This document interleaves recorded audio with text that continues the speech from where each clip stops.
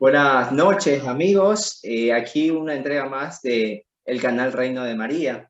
Hoy con su programa, nuevo programa, Diálogos de Fe. Este programa nació con una profunda convicción y un profundo deseo de responder a esas cuestiones racionales de las personas para, desde el punto de vista y desde una óptica evangélica. Entonces, el programa de hoy tenemos una invitada sensacional. Ella es abogada, activista, también es militante, de alguna manera pro vida, y ha hecho o está cursando una maestría actualmente en Córdoba, Argentina, acerca de educación. Bueno, me vas a ayudar un poquito para aclarar un poquito de qué se trata eso. Y ella se llama Natalia Alejandra Vargas Jaime. Y bueno, hola Natalia, ¿cómo estás? Preséntate tú. Hola, ¿cómo estás? No, un placer y un gusto muy grande para mí. Es una invitación muy, muy, muy importante y pues espero desempeñarme de la mejor forma y poder ayudar a desdoblar, digamos, algunos conceptos que tenemos sobre este tema tan importante para nuestra fe y para toda la humanidad. Como decías, pues sí, mi nombre es Natalia Alejandra Vargas Jaimes, soy colombiana, tengo 30 años, soy mamá de una niña de 7 años. En este momento me encuentro ejerciendo mi carrera como abogada en Colombia, pero además de eso estoy haciendo una maestría en la ciudad de Córdoba, Argentina, en investigación educativa, y un poco este llamado a una maestría en investigación educativa se deriva del tema de la defensa de la vida y muchos vacíos que con el tiempo empecé a darme cuenta que existían en todos los procesos educativos y digamos que una de las razones por las que hoy la sociedad está como está.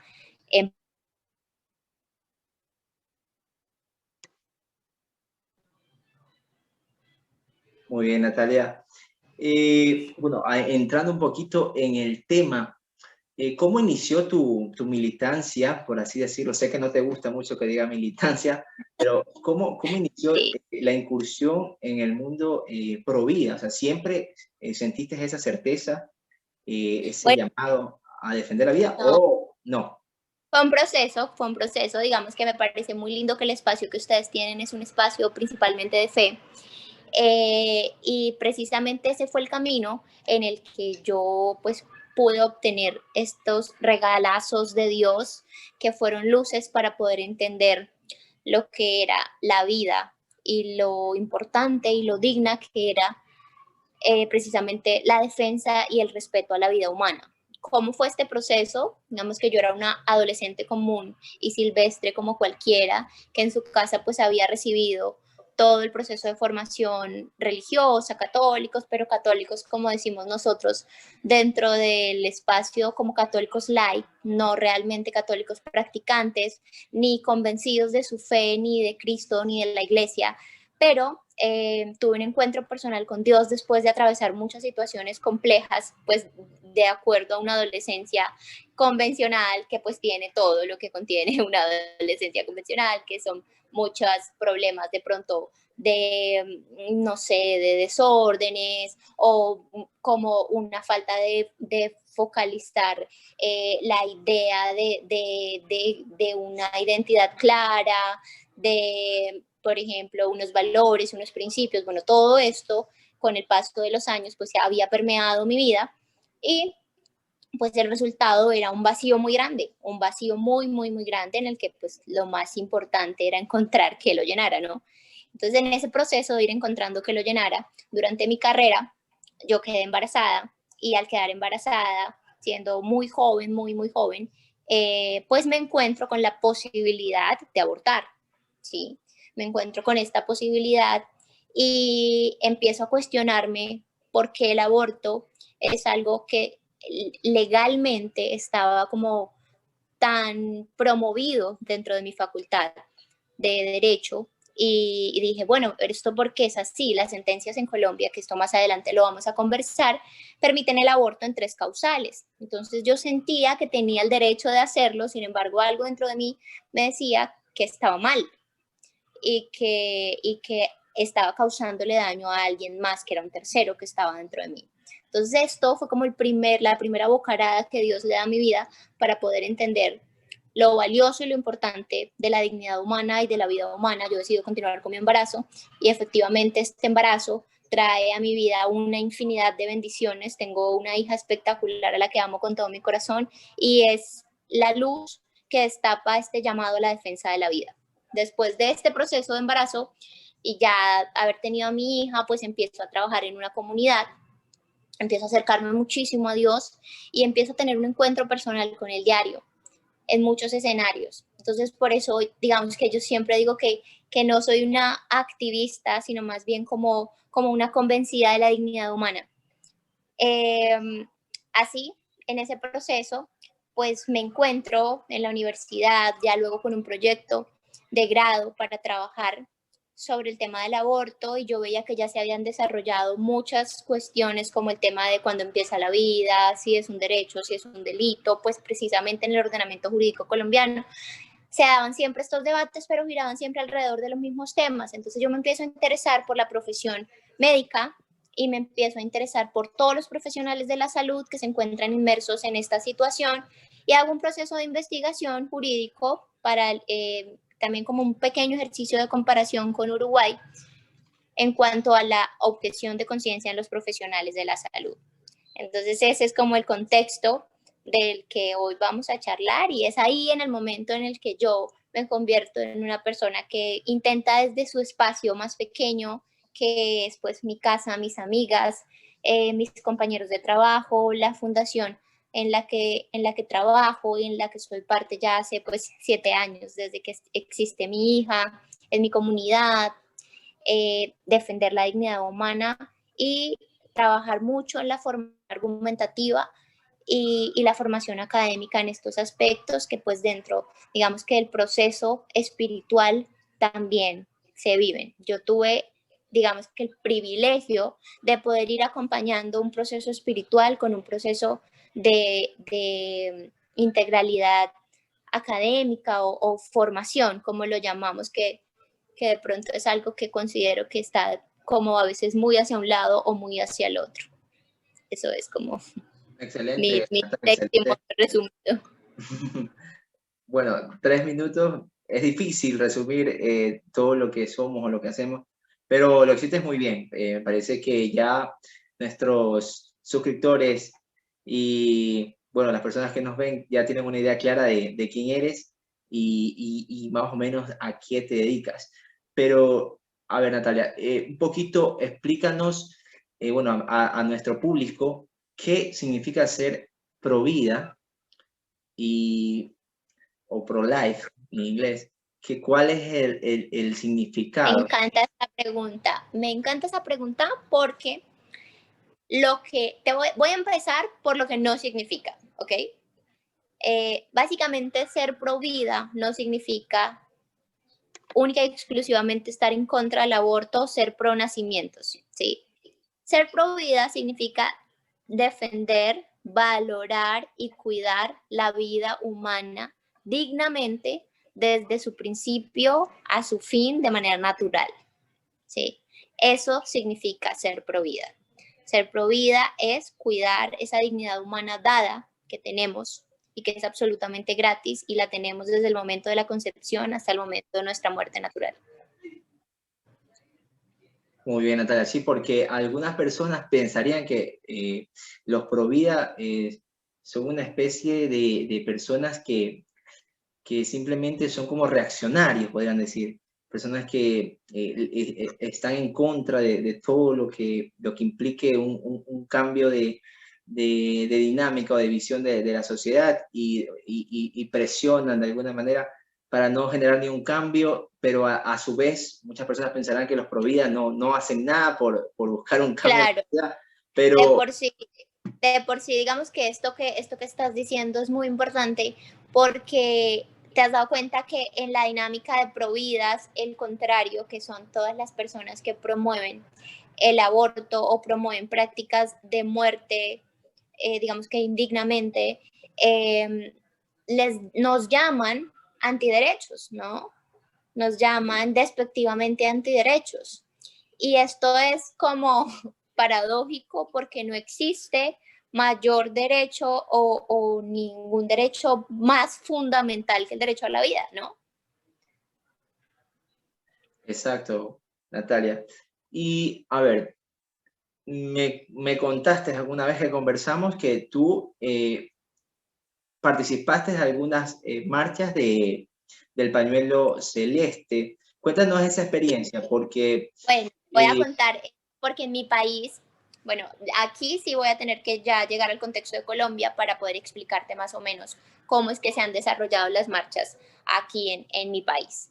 Digamos que en Colombia en el año 2006 se presenta una sentencia en la Corte Constitucional. Nosotros tenemos una máxima corte, que es la Corte Constitucional, y llega una demanda de inconstitucionalidad a unas normas del Código Penal en las que pues precisamente se demanda el delito del aborto y se pide la legalización y se pide la despenalización, ¿no? Sin embargo, cuando llega esta sentencia a la Corte Constitucional, lo que sucede es que la Corte la reglamenta este derecho, despenaliza y permite el aborto en 3 causales, ¿sí? Que es el sistema de causalidad que hay en muchos países. Desde ese momento, en el año 2006, en Colombia empieza a iniciarse un movimiento en contra de esta sentencia. Este movimiento año a año ha ido creciendo, pero detona totalmente y se abandera totalmente en el momento en el que la ola celeste empieza a crecer en Argentina, ¿sí? Entonces, si tú me preguntas a mí hace cuánto tiempo yo soy parte de estas marchas, pues yo te lo puedo decir hace 7 años, desde el año 2015 hasta este año, pero el movimiento en Colombia inicia en el año 2006, en el momento en el que la sentencia C-355 es proferida por la Corte Constitucional. Es en ese momento en el que en Colombia inicia un movimiento pro vida. En mi ciudad, que es la ciudad de Bucaramanga, nosotros hemos tenido la oportunidad de organizar estas marchas y hemos tenido la oportunidad de ver y escuchar infinitos testimonios de mujeres que en este caminar literalmente de salir a marchar por defender la vida, han encontrado una respuesta a sus dudas, han encontrado un abrazo, han encontrado a alguien que les muestre un camino distinto, que les dé esperanza.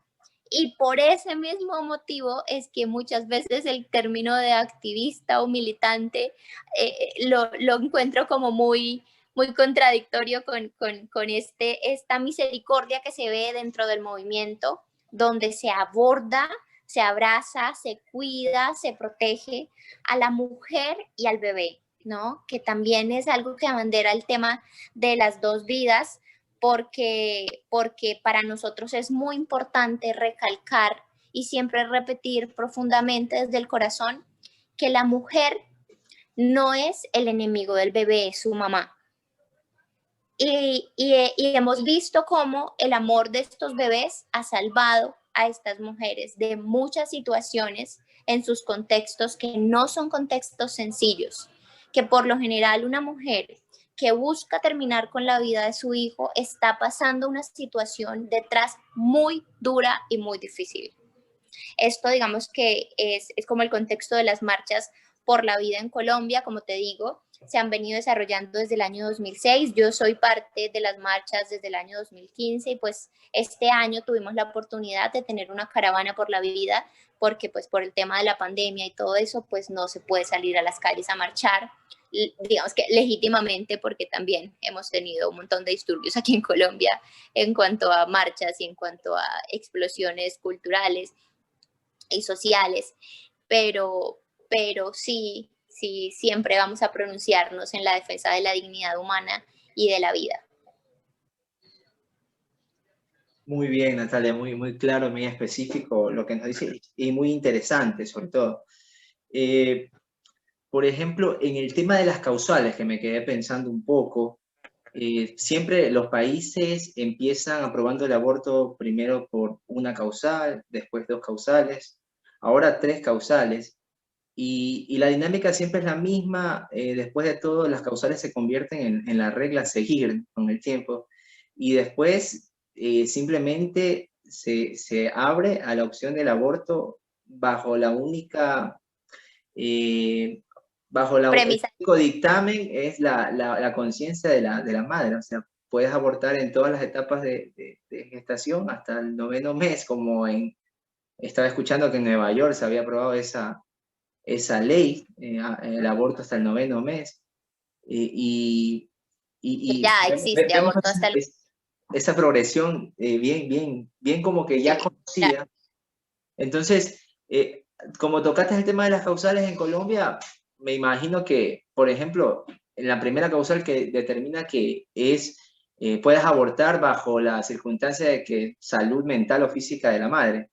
Entonces, Claro. me contaba un amigo que muchos psiquiatras tenían sus propias clínicas abortivas, porque si ellos determinan que la madre tiene alguna depresión, entonces, Claro, pero de que lo que tú estás mencionando de por sí trae detrás también otro problema que no solamente es el problema legal o el problema judicial, sino es el tema de la ética.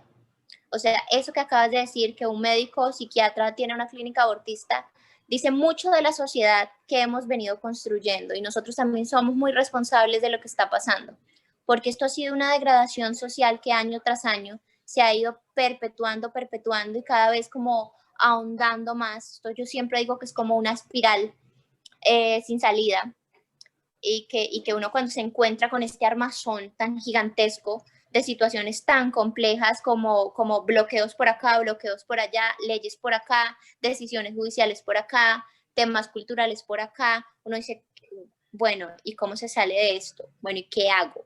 ¿Y cómo trabajo? Y entonces venimos a analizar que el tema sí, es muy importante el tema de las causales, es súper importante conocer la jurisdicción, conocer cómo están operando estos activistas, cómo funcionan los lobbies y cómo funcionan los sistemas jurídicos, es muy importante. Pero hay algo más importante que eso y es qué estamos haciendo nosotros individualmente como personas para ir trabajando con nuestros chiquitos en que ellos sean una generación distinta. ¿Mm? Porque esto viene desde allá. Esto viene desde el momento en el que, o sea, las cosas no salen de la nada, las cosas no suceden de la nada, las cosas siempre anteceden a alguna situación. Y esto no es únicamente el capricho de unos cuantos que quieren implementar el aborto porque sí, esto también viene de una situación dolorosa de abajo donde mujeres han sufrido mucho y estas personas que quieren tantísimo el poder se aprovechan de un dolor real para poder abordarlo, justificarlo y luego abandonar.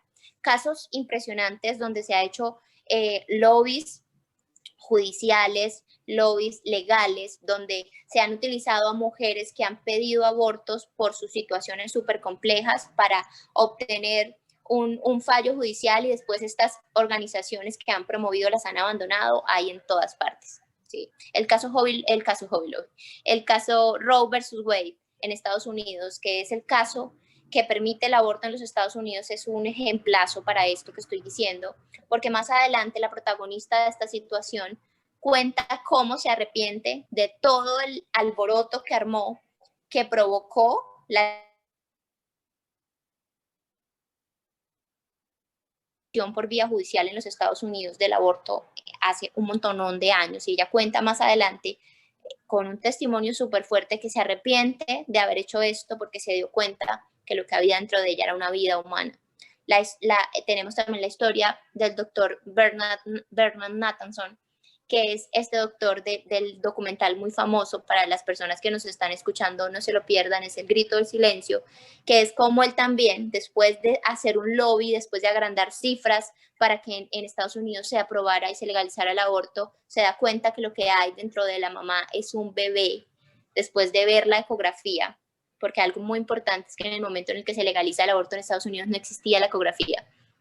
Cuando la ecografía viene y surge y nace y ellos pueden observar que hay un bebé, un corazón, que hay tantos estudios, porque también tenemos que tener claro que la genética es nueva, ¿no? No es tan antigua para que en esos momentos en los que se legalizó el aborto anteriormente, pues se pudiera observar. O sea, por eso hoy legalizar el aborto es una locura, porque ya sabemos que dentro del cuerpo de un ser humano, de una mujer embarazada, hay un bebé, no solamente un bebé, sino un bebé con genes diferentes, que siente dolor desde los 3 meses de gestación, siente. Entonces, todos estos descubrimientos de la medicina moderna para nosotros tienen que ser una apertura de ojos impresionantes. Entonces, todas estas causales terminan siendo demasiado absurdas cuando las vemos fuera del contexto judicial, ¿sí? Dentro del contexto judicial, ¿cuáles son esas 3 causales que conocemos habitualmente? Conocemos que son peligro de vida de la madre, que como tú bien dices, es una causal demasiado amplia, a muchísima interpretación, en la que muchos psiquiatras, psicólogos y médicos que tienen que dar el dictamen para decir si una mujer está verdaderamente en peligro de vida, han utilizado el concepto de la Organización Mundial de la Salud, que dice que la salud integral también la salud debe ser integral, y esa integralidad de la salud también afecta a la salud social, económica y psicológica. Escúchame tan fuerte esto, social y económica. ¿Esto qué avala? Que si una mujer no tiene dinero,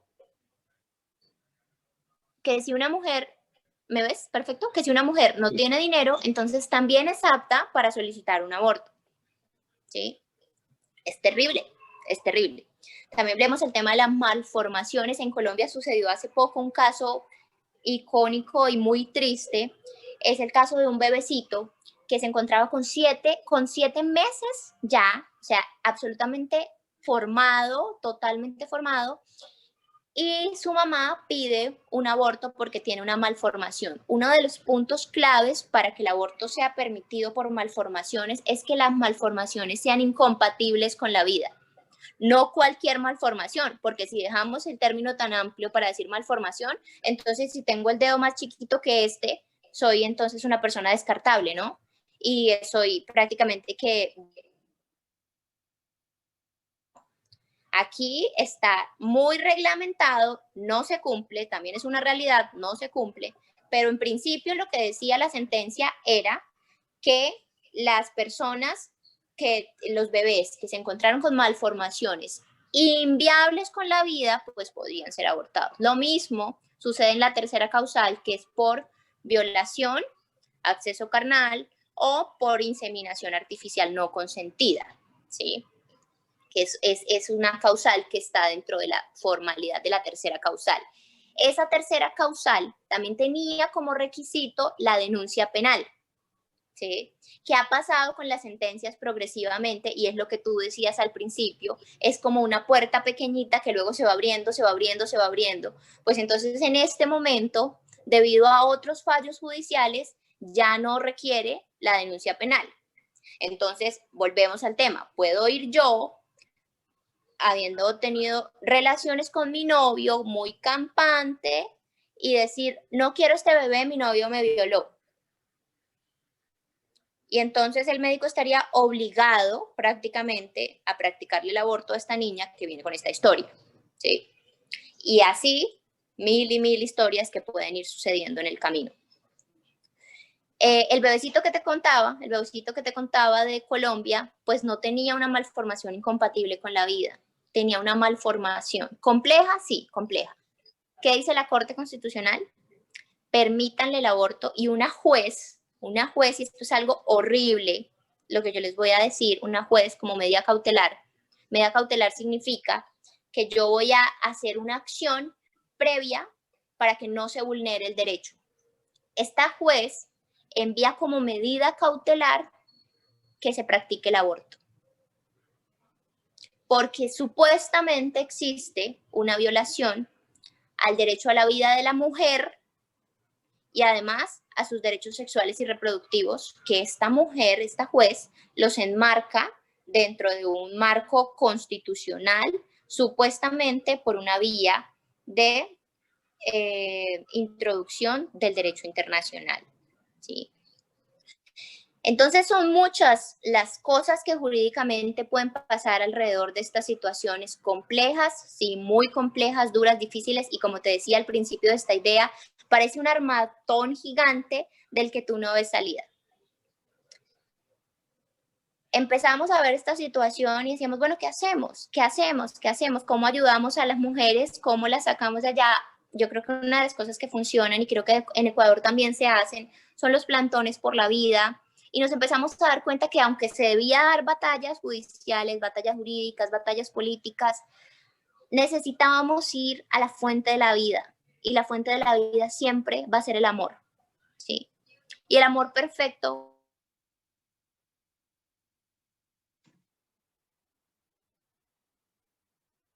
en la humanidad ha sido Jesucristo.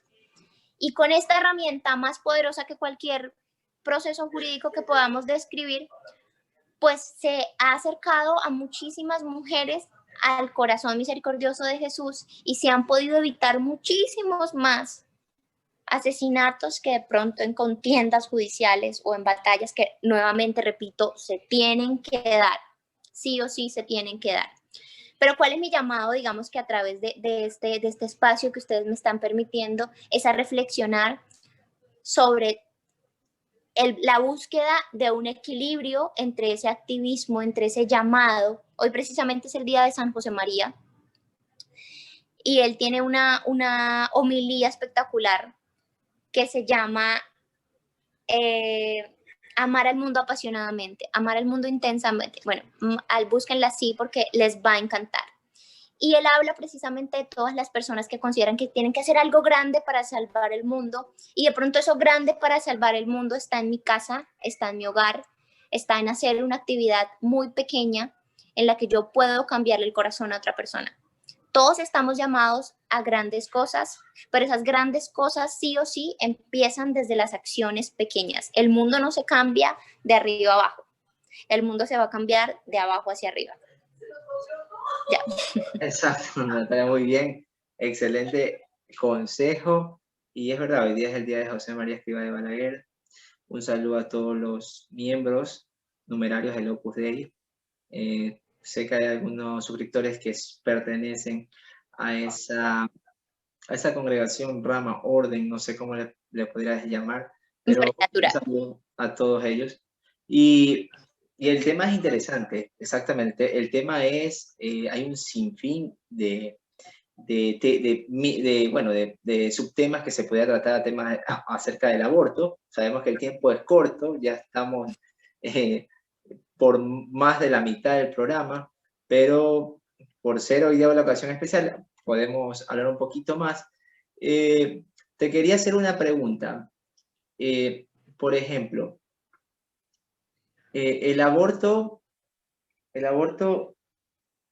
muchos dicen que el aborto, o sea, las feministas en su argumento siempre señalan que no hay una definición de lo que es persona cuando el feto se está formando, que no se puede llamar ser humano a alguien que no tiene facultad de inteligencia. Bueno, esto ya nace más del principio platónico, ¿no? De la visión de ser humano.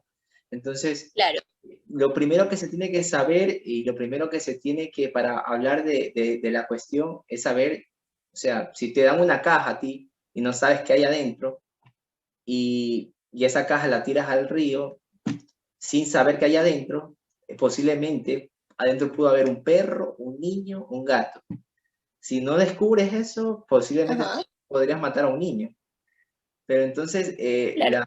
las pro-choice o pro-abortos, debería ser pro-aborto, porque pro-choice suena como que es una elección. Claro. Es más peyorativo, ¿no? Entonces, ¿por qué nosotros pensamos que la vida humana empieza desde la concepción? Si te voy a hablar así como ellos hablan, ¿no? Si ese feto no siente, si ese feto no piensa, si ese feto no habla, si no tiene ni las dimensiones ni el tamaño de un ser humano, si es un conjunto de células, etc. Un poquito. Primero que todo, pues te digo, yo no soy médica, yo soy desabogada. Y desde el punto jurídico, pues efectivamente las personas adquieren derechos civiles y contractuales desde el momento en el que se corta el cordón umbilical y respira por primera vez, ¿no?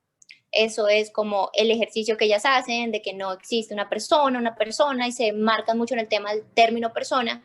Sin embargo, el derecho también protege a la persona que está por nacer, que es el nasciturus, ¿sí? y lo protege en su regulación, y lo protege en los ordenamientos jurídicos, y lo protege a través de los derechos humanos, y de por sí lo protege también en muchas convenciones, la Convención de Costa Rica, no recuerdo ahorita muy bien el nombre del tratado, pero la Tratado Convención de del San Niño, José, me parece, ¿verdad? el Tratado de San José, muy bien, el Tratado de San José de Costa Rica, que establece que la vida se protege desde la concepción, ¿sí? Entonces, jurídicamente hay herramientas para decir que la protección del niño que está por nacer es una realidad también, ¿no? Por otro lado, aquí voy a citar a Lupe Batallán, que de por sí es una tesa y es una dura en todo el tema de aborto. Y ella en su libro, Hermana, date cuenta, no es negocio, no es revolución, es negocio, explica cómo nosotros somos un montón de células que constantemente se están muriendo y reproduciéndose. Entonces, así empieza nuestra vida. Entonces, ¿qué es esa primera célula? Esa primera célula está allá en el momento de la concepción y es una célula que se empieza a subdividir y a subdividir y a subdividir y a subdividir y va formando lo que nosotros conocemos primero como embrión, primero como embrión, luego como feto y luego como bebé, ¿sí? Y luego como ya niño y luego adolescente y luego adulto mayor, ¿no? Pero el proceso celular que empieza en ese instante continúa siendo hasta el final de nuestra vida. Nosotros constantemente estamos cambiando de células que se van muriendo y van naciendo otras nuevas. Entonces, cuando nos dicen que si somos un cúmulo, que es un cúmulo de células, sí, es un cúmulo de células,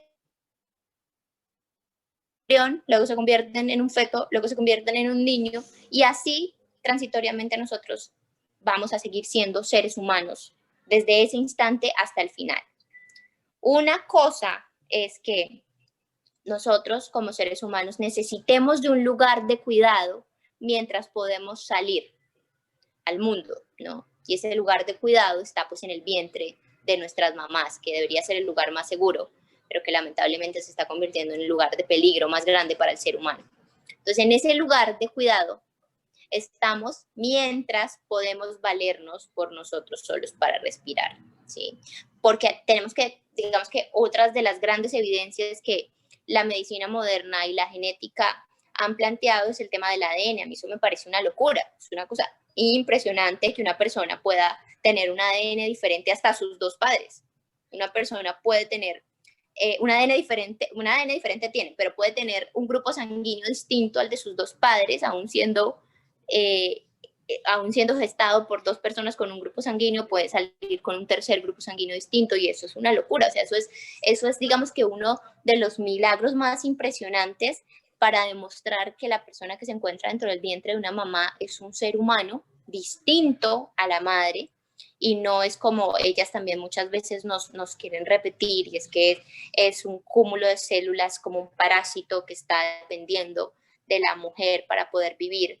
Y sí, digamos que necesita a la mujer para poder vivir, para poder crecer y para poder estar, pero no significa que no sea una persona distinta de la mujer, ¿no?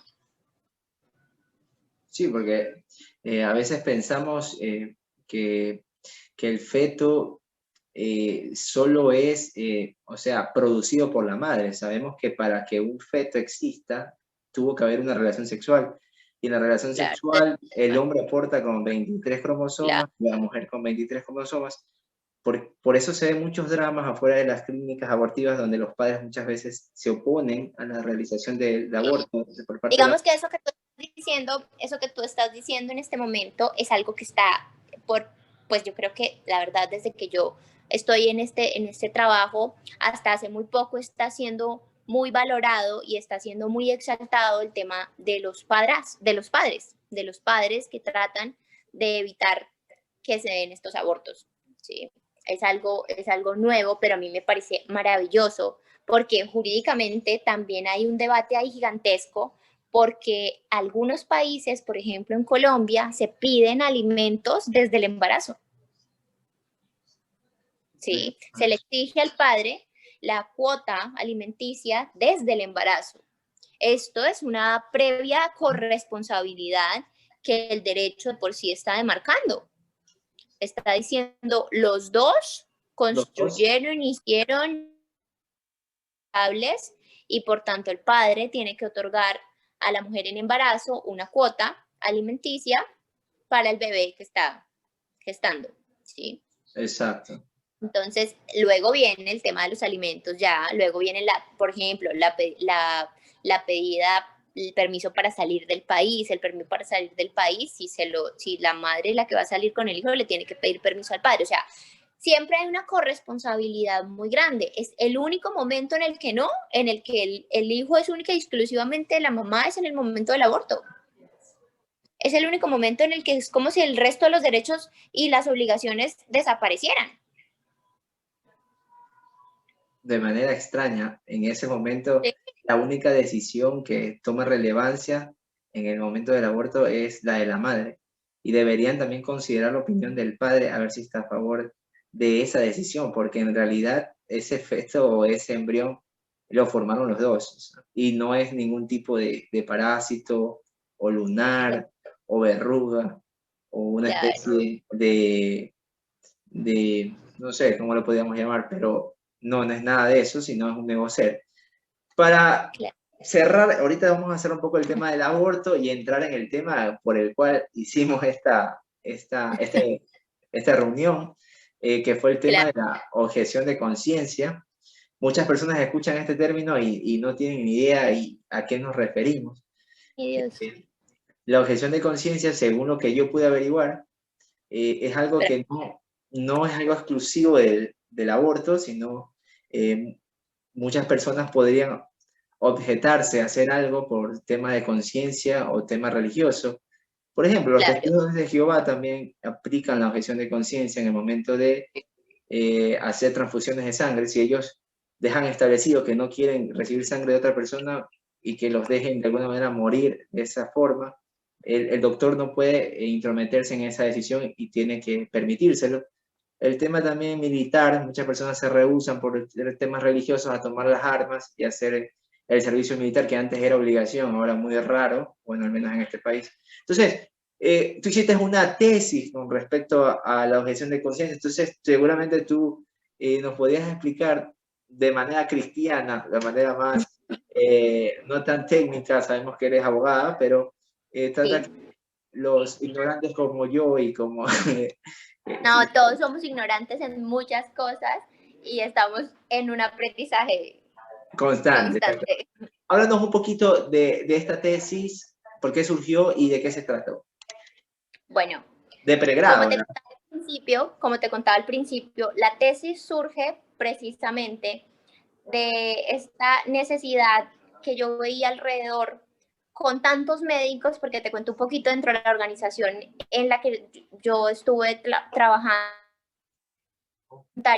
que se llama Custodiando Vidas, en esta organización fundada por una médica, que se llama la doctora Gloria Amparo, y esta médica, pues, en el proceso de su trabajo por la defensa de la vida, pues, se vio inmersa, empiezo a investigar y empiezo a ahondar sobre este tema, y me doy cuenta que dentro de los derechos fundamentales en Colombia estaba el artículo 18 que hablaba sobre la libertad de conciencia.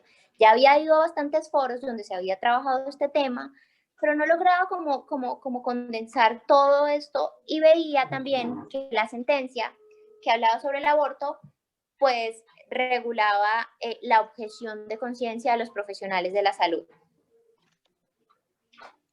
Y ahí, en ese momento, es donde yo me doy cuenta que pues es algo necesario, ¿sí? Es algo necesario, y empiezo a investigar y empiezo a ahondar más sobre el tema y arranca mi investigación. Entonces, ¿cómo se llamó la investigación? Que tiene un título larguísimo, se llama La objeción de conciencia en los profesionales de la salud frente a la interrupción voluntaria del embarazo en el ordenamiento jurídico colombiano. ¿Sí? Así es el título del trabajo de grado de la tesis, y empieza a desarrollarse dentro de 4 capítulos que básicamente enmarcan qué es la libertad de conciencia, qué es la objeción de conciencia, y eso pues se los voy a explicar como tú me decías cristianamente, Básicamente, la libertad de conciencia es un derecho fundamental establecido en la Convención de los Derechos Humanos, ¿sí? También se encuentra en el artículo 18 de la Carta de los Derechos Humanos, ¿sí? En Colombia, inmersa por bloque constitucional y dentro de nuestra Constitución, en los derechos fundamentales, también como la libertad de conciencia. ¿Qué es la libertad de conciencia? La libertad de conciencia significa que yo puedo negarme a realizar algún tipo de actividad que vaya en contra de mis principios morales, íntimos, profundos e individuales, ¿sí? Eso básicamente en términos generales es la libertad de conciencia. Pero realmente el derecho a la libertad de conciencia se denomina objeción de conciencia, ¿sí? Y es a través de este mecanismo, que es un instituto muy nuevo en su desarrollo, se empieza a tener como, precisamente como su nombre lo dice, el mecanismo para poder hacer efectivo este derecho. ¿Quiénes son las primeras personas que los empiezan a utilizar y de acuerdo a qué libertades?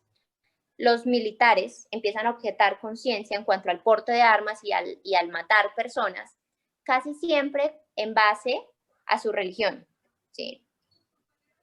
Esto también era un tema que los médicos tenían en contra, porque entonces muchas de las personas que estaban a favor del aborto le prohibían al médico que objetara conciencia en razón de su religión porque él estaba haciendo una práctica pública que es el servicio de la salud, ¿no? Y sabemos que dentro de los estados pues hay el tema de los estados laicos y entonces ningún funcionario público que preste un servicio público pues puede decir tengo este tipo de religión, entonces no voy a practicar. Entonces, en todo este estudio se encuentra dentro de las doctrinas que la objeción de conciencia no se remite únicamente al tema religioso, sino también habla de la ética, ¿sí?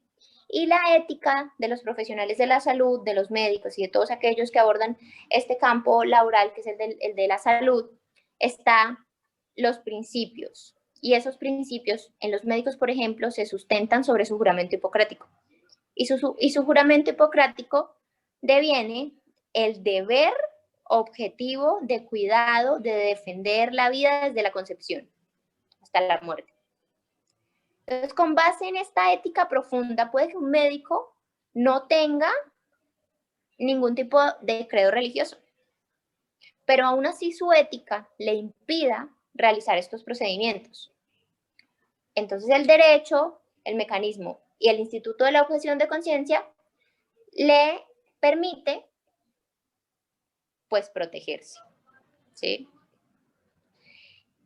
¿Qué otro espacio? El espacio que tú mencionabas, por ejemplo, los testigos de Jehová, también lo conocemos y es muy, muy, muy convencional, el de los adventistas del séptimo día, de no trabajar el sábado. En una institución en la que trabajé, recibí muchos modelos de objeción de conciencia, modelos que son respetados, que ya son como muy entendidos dentro de las empresas en el ámbito laboral.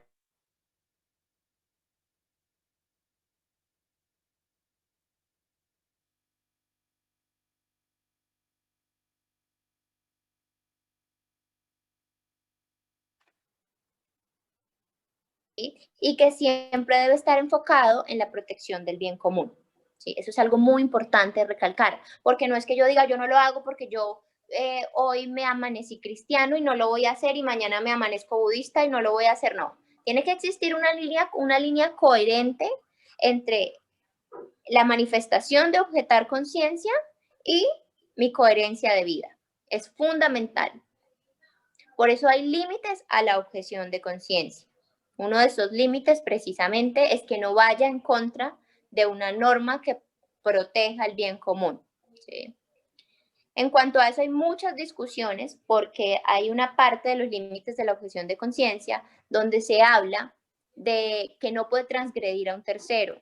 Y en el tema del aborto muchas veces se pudo evidenciar que pues según la normatividad y el mundo al revés en el que vivimos hoy en día, pues el derecho de la mujer a decidir sobre su cuerpo, el derecho, los derechos sexuales, reproductivos y bla, bla, bla, todo ese tema, pues prácticamente eran más protegidos que la libertad de conciencia del profesional de la salud. Entonces veíamos al profesional de la salud, perseguido laboralmente, lo vemos hoy en día, perseguido laboralmente, con sanciones impresionantemente grandes y sin la garantía y la protección de su derecho. ¿Qué pasa? Y esta es un desafío legal y un desafío que tiene toda la región. La libertad de conciencia es un derecho fundamental y los derechos fundamentales dentro de los ordenamientos jurídicos deben ser regulados a través de normas marco o normas estatutarias, decimos nosotros en el caso de Colombia.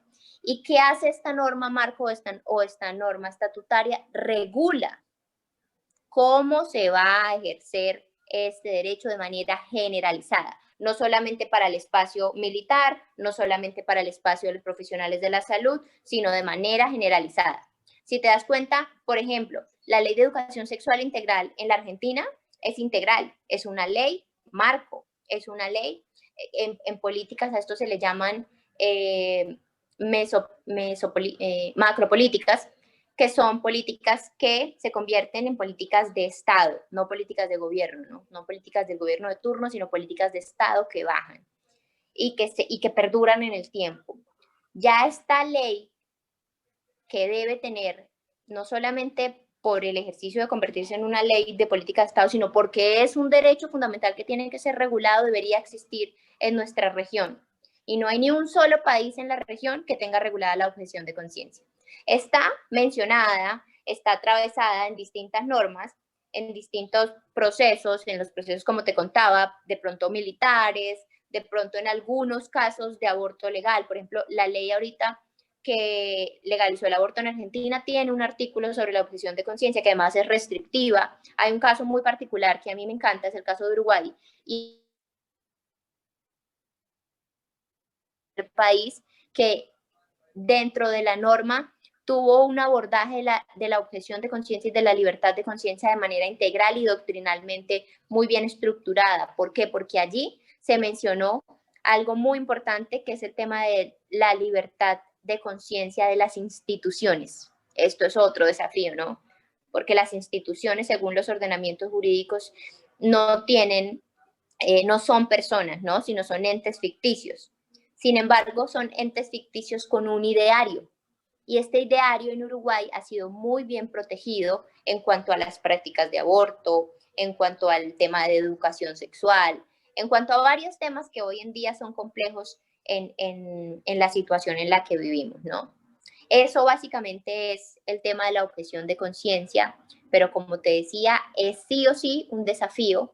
Ahorita tengo el regalazo y la bendición de estar trabajando en un proyecto, en un libro que está desarrollando el doctor Damián Torres. Él es un abogado argentino que defendió al doctor Rodríguez Lastra en el proceso que él tuvo por, paradójicamente, salvar las dos vidas, ¿no? Y se está trabajando en un proyecto para dar muchísima luz en toda Latinoamérica en cuanto a la objeción de conciencia. Es algo muy lindo y que de verdad, de todo corazón, yo espero que sirva para poder conocer más sobre todo esto y que la gente se incentive en investigar, en conocer, y más que en conocer, en hacerlo vida, ¿sí? En hacer práctica de su derecho con las consecuencias que esto acarrea, ¿no? Como te explicaba al principio de todo este andamiaje de temas, la objeción de conciencia en un ordenamiento jurídico tan restrictivo, lo que trae muchas veces es persecución laboral, ¿sí? Lo que trae muchas veces es lo que le pasó a un montón de cristianos a lo largo de la historia, y es que por defender su fe, sus convicciones, su verdad más profunda y más íntima, pues fueron perseguidos y martirizados, ¿no? Entonces, Toller, que también es un abogadazo argentino, dice que los nuevos mártires son los objetores de conciencia, y yo estoy muy de acuerdo. Muy bien, Natalia, la verdad que el tema es interesantísimo, pero el tiempo apremia. Yo me quedaría toda la noche conversando contigo porque la verdad que se aprende mucho y a mí como me encanta aprender diferentes temas, yo de verdad que me encantaría escuchar de mucho más. Tal vez para otra ocasión, yo voy a dejar abajo tus referentes, Voy a dejar todas tus redes sociales. Si la gente tiene preguntas frente a este tema interesante, que comenten y con gusto Natalia les va a responder directamente en el YouTube o en su Instagram. La pueden buscar como Natalia Alejandra Vargas. Jaime, me imagino que sí, ¿verdad? En Instagram, nvargas08, y pues yo uso, la verdad, bastante Instagram, entonces pueden escribirme y con muchísimo gusto les voy a responder todas las dudas que tengan sobre este tema. La verdad que síganla porque es muy interesante su contenido, sus estados son muy, me ponen a reflexionar y a pensar, siempre tiene algo bueno que decirnos, muy interesante el Instagram de Natalia, recomendadísimo. Yo soy Sebastián Suárez y esto ha sido Diálogos de Fe.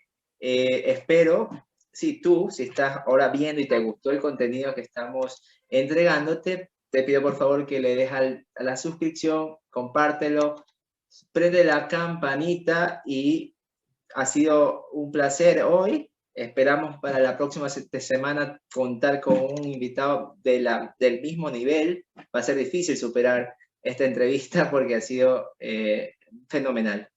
Soy Sebastián Suárez y esto ha sido Diálogos de Fe. Muchas gracias.